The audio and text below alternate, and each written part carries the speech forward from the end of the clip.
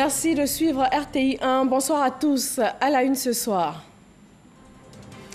Forum économique sino-ivoirien, les hommes d'affaires des deux pays se sont retrouvés à l'occasion de la visite d'État du président ivoirien en Chine. Au menu, échanges, partenariat économique et mise en lumière des opportunités d'affaires. Coopération entre la Côte d'Ivoire et les États-Unis d'Amérique, les marins ivoiriens sont formés par la marine américaine. Une opération militaire conjointe de lutte contre tout acte illicite en mer a été menée. Elle vise aussi le contrôle de l'espace fluvio-lagunaire et maritime ivoirien. Dans la région des Savanes, principale zone productrice, la renaissance du coton est conduite par la compagnie ivoirienne de coton à travers plusieurs actions à l'endroit des producteurs. C'est le principal moteur de l'économie dans cette zone, malgré la percée de l'anarcade. Et puis des affrontements entre milices rivales sèment la mort en Libye. Le dernier bilan officiel fait état de 27 morts et 91 blessés en seulement 4 jours. Bienvenue à tous dans le 20h de ce 31 août. Démarrons tout de suite en Chine où en marge de sa visite d'État, le président Alassane Ouattara a présidé à Beijing un forum économique sino-ivoirien ce vendredi. Lygia Naïma, envoyé spécial de la RTI en Chine. Organisé à la fois par l'ambassade de Côte d'Ivoire en Chine et l'ambassade de Chine en Côte d'Ivoire, les opérateurs économiques chinois sont venus en très grand nombre pour s'informer sur les conditions d'investissement et les opportunités d'affaires en Côte d'Ivoire. C'est dire l'intérêt croissant que suscite la Côte d'Ivoire auprès des milieux d'affaires chinois. Ce forum économique sino-ivoirien, organisé dans le cadre de cette visite d'État, se voulait une offensive en direction du secteur privé chinois. Le président de la République, Alassane Ouattara, présidait en personne la cérémonie d'ouverture. Le secteur privé ivoirien était représenté par le président de la Chambre de commerce et d'industrie de Côte d'Ivoire et le président de la Confédération générale des entreprises de Côte d'Ivoire. Côté chinois, représentaient les opérateurs économiques de ce pays, le président de la Chambre de commerce de Chine, import-export, machines et outils mécaniques et électroniques. Une chambre de commerce qui compte en son sein 25 secteurs d'activité et 10 000 membres. Co-organisateur de la rencontre, l'ambassadeur de Chine en Côte d'Ivoire. Le président de la Chambre de commerce et d'industrie de Côte d'Ivoire a exprimé la volonté du secteur privé ivoirien de coopérer avec le secteur privé chinois. Les secteurs privés ivoiriens et chinois ont un intérêt réciproque à coopérer. Il nous est donc paru opportun d'établir des cadres de coopération privée-privée plus formels visant à encourager les échanges et les partenaires entre les entreprises des deux pays. La Chambre de commerce et d'industrie s'y est déjà engagée, à travers, entre autres, la signature le 31 mars 2016 d'une convention avec le réseau sino-ivoirien d'échange et de trading, RISIET, et à l'occasion de ce forum, une convention entre la Chambre de commerce et d'industrie de Côte d'Ivoire et la Chambre de commerce de Chine pour l'importation et l'exportation de machines et produits électroniques. Ajoutant l'acte à la parole, un accord de coopération entre les deux chambres de commerce a été signé. Co-organisatrice de ce forum, l'ambassade de Chine en Côte d'Ivoire, par la voix de son premier responsable, s'est engagée à travailler à promouvoir l'investissement privé chinois en Côte d'Ivoire.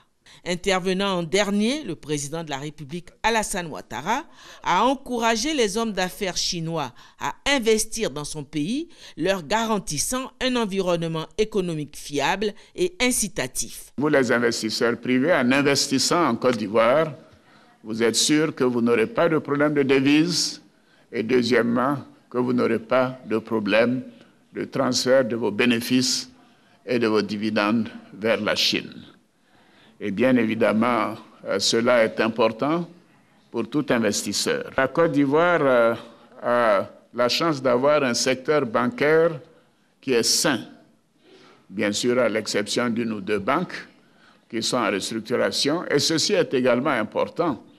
Et je voudrais demander au secteur privé bancaire chinois de s'intéresser à investir dans le système bancaire. Nous voulons une diversification non seulement de notre économie, mais de notre secteur financier et de notre secteur bancaire. Venez installer les usines en Côte d'Ivoire, achetez le cacao ivoirien qui est d'excellente qualité, transformez-le en beurre et en pâte et faites du chocolat en Côte d'Ivoire et exportez le chocolat en question en Chine. Et je suis sûr, le président Xi Jinping me l'a promis, ce chocolat rentrera ici en Chine libre de droits de douane et de taxes. Voyez-vous ce que vous pouvez faire comme affaire. Donc c'est vous dire qu'il y a des opportunités. Au cours de ce forum, 9 accords de partenariat entre privés ivoiriens et privés chinois ont été signés. Ces accords de partenariat signés entre les deux pays concernent notamment les domaines de l'économie, de l'industrie et aussi des infrastructures routières. Je pense que le partenariat avec la Chine est un élément majeur pour le développement de la politique économique des entreprises ivoiriennes. Le président du patronat ivoirien ne pouvait pas dire plus. L'offre de partenariat avec le secteur privé chinois suscite un intérêt croissant, autant auprès du secteur privé ivoirien qu'auprès du secteur public national. Au cours de ce forum sino-ivoirien en Chine, plusieurs partenariats avec le secteur privé chinois ont été noués pour la réalisation de grands projets, tant dans le secteur public que privé. Ce sont au total 9 accords de partenariat qui ont été signés. Notre projet d'abord s'inscrit dans la volonté du président de la République de porter la capacité énergétique de la Côte d'Ivoire à 4000 MW à l'horizon 2020. Et notre centrale, qui est la centrale thermique Broto, elle porte sur 2 fois 350 MW, soit 700 MW. Ça nous fait les 2 milliards d'euros d'investissement. L'investissement proviendrait essentiellement des banques chinoises. Les financements chinois qui sont des financements en général, quand c'est fait par l'État chinois, qui sont des financements concessionnels. Donc le taux du crédit est très bas. Donc c'est ce qui nous attire dans un premier temps.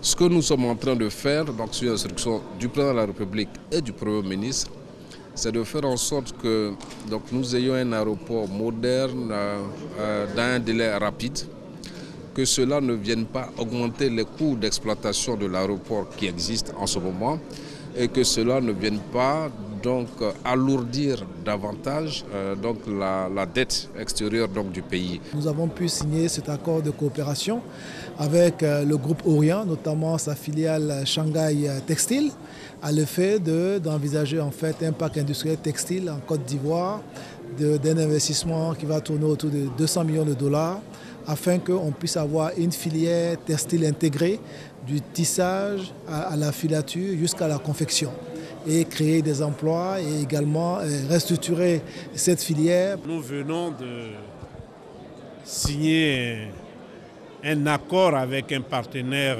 chinois pour la construction du port sec de Ferkessédougou.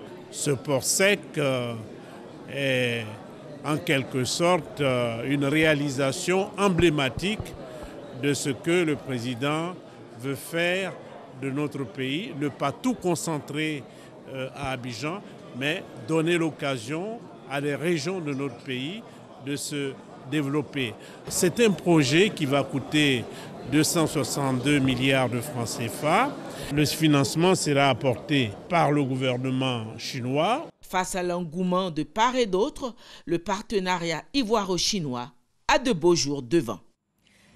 La première dame ivoirienne est aussi du voyage. Sur place en Chine, Dominique Ouattara a eu une rencontre avec la Fédération des femmes de Chine, la seule association de défense de la cause des femmes en Chine. Fijanaïma. Créée par le Parti communiste chinois en 1949, la Fédération des femmes de Chine est la seule organisation censée représenter la cause des femmes en Chine. En 2010, cette organisation comptait 90 000 fonctionnaires. La présidente de cette puissante organisation, Mme Chen Yuehu, a dit toute la joie de son organisation de recevoir le couple présidentiel ivoirien à Beijing et s'est félicitée des bonnes relations entre la Côte d'Ivoire et la Chine. Nous avons beaucoup d'admiration pour ce que vous faites pour les femmes et les enfants, a dit Mme Chen Yuehu au nom de la délégation qu'elle conduisait à l'endroit de Mme Dominique Ouattara. Elle a souhaité que le forum que la première dame de Chine organise le 4 septembre prochain sur le sida soit une source d'inspiration pour la première dame ivoirienne. Elle a révélé qu'avec des chiffres à l'appui, que les femmes, les enfants et l'élimination de la pauvreté sont au cœur de la lutte du Parti communiste chinois. Madame Dominique Ouattara a pour sa part indiqué qu'il existe beaucoup de similitudes entre les femmes chinoises et les femmes ivoiriennes, non sans saluer l'engagement de la Fédération nationale des femmes de Chine. Par ailleurs, la première dame de Côte d'Ivoire a expliqué aux représentantes de la Fédération le sens de son engagement humanitaire à travers la fondation Children of Africa, sa lutte contre le travail des enfants, l'autonomisation de la femme, grâce au fonds d'appui aux femmes de Côte d'Ivoire, le FAFSI, qui compte plus de 140 000 bénéficiaires, et son titre d'ambassadeur spécial de l'ONU-SIDA pour l'élimination de la transmission mère-enfant du sida. La présidente de la fondation Children of Africa a tenu à souligner que depuis l'accession de son époux à la magistrature suprême, elle a quitté le monde des affaires pour se consacrer exclusivement à l'humanitaire. Les deux délégations ont échangé des cadeaux en signe de souvenir et d'amitié. Après cette rencontre avec la Fédération nationale des femmes de Chine, Mme Dominique Ouattara a visité la célèbre cité interdite de Beijing, appelée aussi le Palais impérial. Les relations ivoiro-chinoises sont au beau fixe, la coopération ivoiro-américaine également. La marine américaine renforce les capacités des marins ivoiriens. Une opération militaire conjointe entre les États-Unis d'Amérique et la Côte d'Ivoire s'est déroulée pendant 15 jours dans l'espace maritime ivoirien. Une opération navale de lutte contre tout acte illicite en mer. Elle vise aussi le contrôle de l'espace fluvio-lagunaire et maritime en Côte d'Ivoire. Abou Sanogo. La marine ivoirienne a vécu pendant 2 semaines au rythme de l'opération navale de lutte contre les actes illicites en mer dénommée Opération Jackson Run dans les eaux sous juridiction ivoirienne pour la première fois. Une opération militaire conjointe entre les pays du Golfe de Guinée et les États-Unis d'Amérique qui vise le contrôle de l'espace fluvio-lagunaire et maritime ivoirien par la répression de tout acte illicite et à raviver le continuum opération administration juridique dans le domaine de l'action de l'État en mer. Avec l'opération Johnson Rain, c'est la première fois que la stratégie nationale de l'action de l'État en mer est mise en œuvre de façon synchronisée avec la collaboration et la participation de toutes les administrations membres de cette plateforme. J'encourage le gouvernement ivoirien à poursuivre le rythme acquis grâce à cette opération dans le futur. Les États-Unis continueront à soutenir nos partenaires dans la région. Le bilan de l'opération est jugé satisfaisant selon le secrétariat permanent du comité interministériel de l'action de l'État en mer. Le ministre d'État, ministre de la Défense Ahmed Bakayoko, qui avait à ses côtés le ministre des Eaux et Forêts Alain Richard Donvaï, a traduit les félicitations du gouvernement aux forces qui ont contribué au succès de l'opération. 90% de nos échanges se font par voie maritime, donc il n'y a pas besoin d'avoir même un intérêt financier pour comprendre l'intérêt de poursuivre ces opérations. Donc je veux vous assurer qu'au niveau du gouvernement, nous prenons toutes les mesures pour pouvoir renforcer cette opération qui a donné des résultats concrets. Je m'efforcerai de présenter la synthèse et les conclusions de cette opération au président de la République dans le cadre de nos séances au sein du Conseil national de sécurité afin que les recommandations à nous faites ce jour soient adoptées. L'exécution de la mission consistait à interroger, à raisonner et dérouter si nécessaire les navires et embarcations rencontrés dans les zones de manœuvre qui étaient préalablement définies par un état-major basé au centre opérationnel de la marine. C'est un effectif de 251 personnels qui a été mobilisé, dont 161 marins, 12 gardes-côtes américains et 78 personnels issus des autres administrations de l'action de l'État en mer. Dans le domaine de la sécurité, la Côte d'Ivoire coopère aussi avec la France. Il aura passé 3 années de fructueuse collaboration avec le ministère de l'Intérieur et de la Sécurité.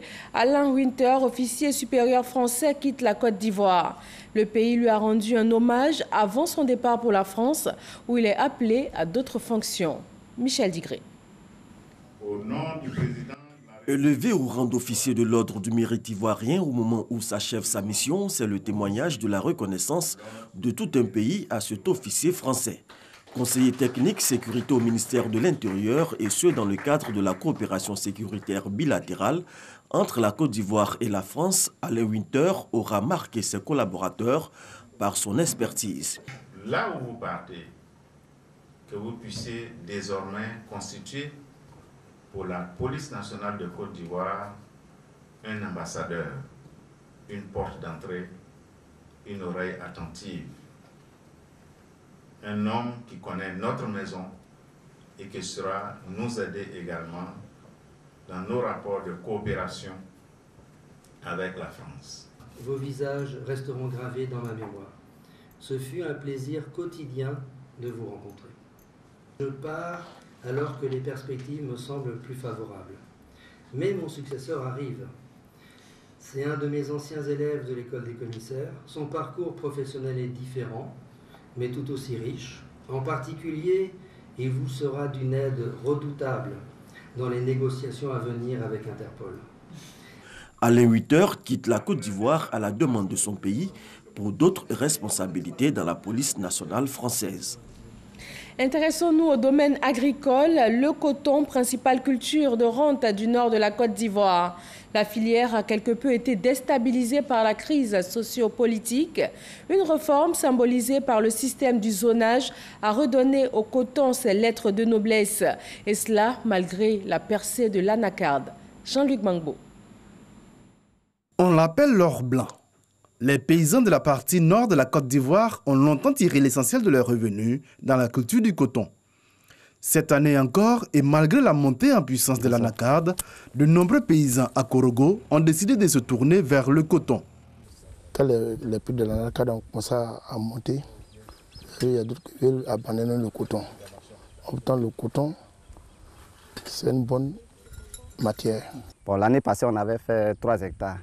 Mais cette année, j'ai décidé d'augmenter la superficie pour avoir un peu plus de rendement. La période de labour est déterminante pour la réussite de la campagne cotonnière. Djakaridja et Amoussa ont bénéficié de l'aide de leur coopérative pour labourer leurs parcelles. Mais ils souhaitent une implication plus importante de l'État. Si l'État peut venir à l'aide aux producteurs avec des tracteurs, ça peut envoyer aussi la pollution. Comme à chaque début de campagne, les paysans reçoivent l'assistance de conseillers agricoles. Patron, quand vous commencez tôt comme ça, ça permet d'être dans le temps. Il faudra respecter un peu les écartements. Hein. Aujourd'hui, le nord, là, c'est le coton qui nourrit le nord. Hein. Donc, quoi qu'on dise, le coton à lui seul finance les autres cultures autour. Les vivriers et autres, les engrais, on ne peut pas produire quelque chose ici sans mettre de l'engrais. Et c'est le coton qui finance. Depuis la campagne 2017-2018, la filière coton est en pleine réforme. L'une des mesures phares est le zonage, qui consiste en un découpage du bassin cotonnier en zone exclusive d'activité autour des usines existantes. Dans la région des Savanes, l'essentiel de l'activité cotonnière est ainsi concentré autour de la compagnie ivoirienne de coton, COIC. On leur apporte les herbicides qu'il faut, on leur apporte tout ce qu'il faut pour que le cotonnier puisse avoir un bon développement et bien produit. On les appuie aussi avec les tracteurs, ce sont des appuis au niveau de la société. L'objectif du zonage est de corriger la disparité dans l'assistance aux producteurs, de maîtriser la concurrence et d'améliorer les rendements ainsi que les revenus des producteurs de la filière coton. À Korogo, la production des cotonculteurs affiliés à la COIC est égrenée dans cette unité. Cette année, nous avons égrené 122 600 tonnes et nous avons tenu main forte à notre compagnie sœur qui est la CIDT. Nous avons pu égrener là-bas 8000 tonnes.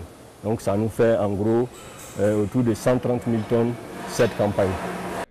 La société a encadré pour la campagne 2017-2018 plus de 20 000 producteurs sur une superficie de 90 000 hectares pour une production de plus de 122 000 tonnes. Pour maintenir la flamme du coton dans la région, les meilleurs cotonculteurs sont régulièrement récompensés.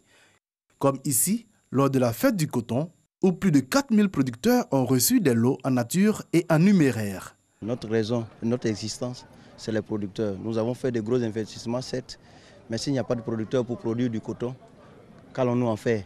La culture du coton est très difficile.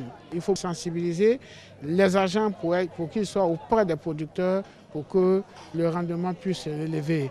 Au total, ce sont 6 sociétés qui ont hérité des zones de production de coton.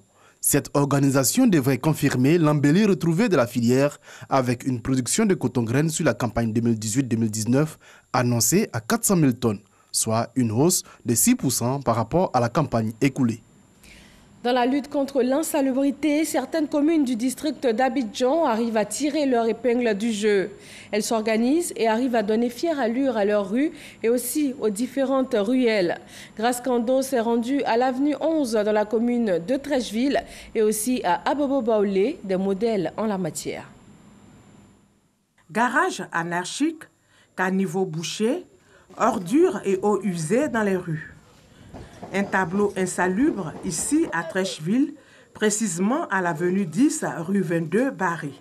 Pour le cas de la propriété dans ce quartier, c'est que c'est difficile, ouais, parce qu'il n'y a pas de sac à poubelle. Les passants aussi, très souvent, qui jettent des ordures un peu partout. Donc ça fait très souvent, les caniveaux sont bouchés et il y a même les femmes même de ces différents coups qui versent aussi de l'eau en pleine rue. À quelques encablures, l'avenue 11, un autre quartier de la commune. Contrairement aux premières cités, ici, les rues sont bien entretenues. Autre constat, le ravalement des façades. Aucun bout de papier dans les rues. C'est le fruit d'une action menée depuis quelques mois par des jeunes du quartier. Il fallait réunir tout le corps social de l'avenue 11, les leaders de jeunes, les leaders religieux, les personnes âgées, à des réunions préparatoires, en allant leur parler pour dire, écoutez, voilà les avantages de la salubrité, voilà les inconvénients de l'insalubrité. Et nous sommes rentrés dans tous les ménages, à commencer à parler un peu avec nos mamans. Il faut changer de comportement. Après les activités préparatoires, nous avons commencé à initier les phases de balayage. Donc nous avons formé une petite brigade de salubrité, de volontaires, qui partaient chaque soir, toujours vers nos mamans, nos sœurs, et les entretenir sur la salubrité et de balayer au quotidien. Et nous leur avons dit, nous-mêmes maintenant, chaque semaine, les dimanches, on allait commencer le balayage collectif. À l'avenue 11, chaque habitant essaie de maintenir le cap de la salubrité à travers des actions de nettoyage et de balayage. Nous sommes dans une cour commune où il y a 10 maisons. Et dans les 10 maisons, chaque maison a son jour de nettoyage. Vous nettoyez la cour, vous lavez les toilettes, vous balayez dehors chaque jour, lundi jusqu'au dimanche. Sans arrêt, chaque jour. Tout le monde se lève chaque matin pour le faire. Pour nous-mêmes, notre propriété, notre santé, pour nos enfants aussi, on est obligé de maintenir pour rendre le cadre propre. Autre exemple de quartier salubre, à Bobo Baoulé, les populations de ce village ont aussi compris le bien fondé de vivre dans un environnement sain. Chaque matin, si je me réveille, vers 6 heures, je balaie le goudron, je ramasse les saletés. Et dans les caniveaux, je balaie les papiers qui sont dans les caniveaux, je les ramasse, je mets dans la poubelle. Nous vous demandons de rassembler vos ordures et les mettre dans les sachets. Nous avons des griots qui tous les matins sifflent dans les rues du village et chaque famille doit balayer sa portion de rue en face de sa maison. Et de portion en portion, toutes les rues sont balayées. Et il y a les endroits publics devant les 2 églises, devant l'école, devant nos immeubles Nyando et Doubo. Là, nous avons des dames qui balaient. Et les espaces verts sont entretenus par une équipe de jardinage. Entretenir son cadre de vie, cela s'impose désormais aux habitants de Trècheville, avenue 11 et à Bobo Baoulé. Nous appliquons le principe pollueur-payeur. Quand nous sommes là, nous avons une brigade bénévole de salubrité. Lorsque nous voyons un enfant ou bien une nounou venir déverser des ordures solides et liquides à la fois dans un avaloir, on bloque carrément ton assiette ou bien ton seau et puis on dit, va appeler la maman qui t'a envoyé. Lorsqu'elle vient, on lui dit, on ne fait plus ça chez nous ici. Et quand on voit une cour qui ne balaye pas pendant 1 ou 2 jours, dès le soir, nous repartons encore vers ces cours-là pour les sensibiliser, pour dire, il faut balayer, il faut balayer. C'est vrai que la ville a pris de l'importance, le village est rentré en pleine ville. Les mentalités sont en train de changer chez certaines personnes, mais Abobo Baoulé garde cette tradition dans ce slogan. Ce n'est pas parce qu'on est pauvre qu'on doit vivre dans la saleté. Trècheville, avenue 11 et Abobo Baoulé, 2 quartiers engagés sur le chemin de la propreté. Mais Abobo Baoulé souffre de quelques difficultés en matière d'évacuation des eaux usées et de pluie. Les populations d'Abobo Baoulé ont le regard tourné vers les autorités compétentes en vue de trouver des solutions durables à leurs préoccupations. Voilà des quartiers qui ont réussi à devenir des modèles de salubrité. L'opération Grand Ménage vise à perpétuer ces modèles et à les étendre à la Côte d'Ivoire tout entière. La 19e édition, c'est pour demain, 1er septembre. La commune de Yopougon, elle, vibre au rythme de la Semaine nationale des arts et de la culture. C'est une tribune du tradi moderne et des arts patrimoniaux. Davis Oyo et Serge Coléa. Tandamoloklo, danse guerrière, symbole de la vitalité des arts patrimoniaux dans la Yébi-Tiassa. Les guerriers de la région s'invitent à cette 4e édition de la Semaine nationale des arts et de la culture.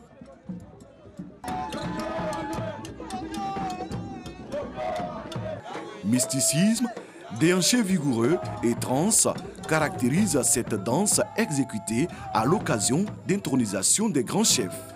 La danse guerrière du peuple Swamlé de Aondo qui est présentée comme cela, ces danses-là sortent pour vraiment magnifier, aussi purifier aussi le village. Le Tandamoloklo, ou danse guerrière, est réservé uniquement aux descendants des guerriers de chaque famille.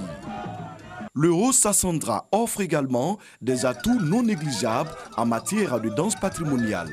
Les hommes panthères de Liabo, fidèles à leur réputation, créent l'attraction à la place CP1 de Yopougon. Ici, le rythme des pas, les chants, les mimiques et postures de panthères donnent la cadence à cette belle orchestration. Cette danse initiatique plonge le public dans l'univers de la culture Nyambois. La région de la Bagoué propose la danse Koua. Elle est exécutée chaque 7 ans pour accompagner la sortie des initiés du Poro. À cette 4e édition de la Semaine nationale des arts et de la culture, le tradi moderne avait un nom et un visage dans la nuit du jeudi 30 août. Il s'agit de l'artiste Seya Luxon Pado. L'enfant de Taïragui a abreuvé 2 heures durant le public de quelques morceaux choisis dans son riche répertoire.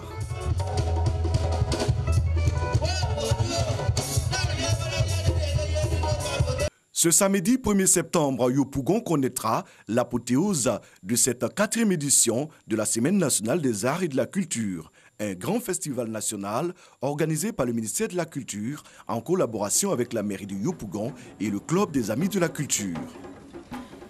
L'actualité internationale est marquée par la Libye où des milices rivales s'affrontent. Le dernier bilan officiel a fait état de 27 morts, 91 blessés en 4 jours.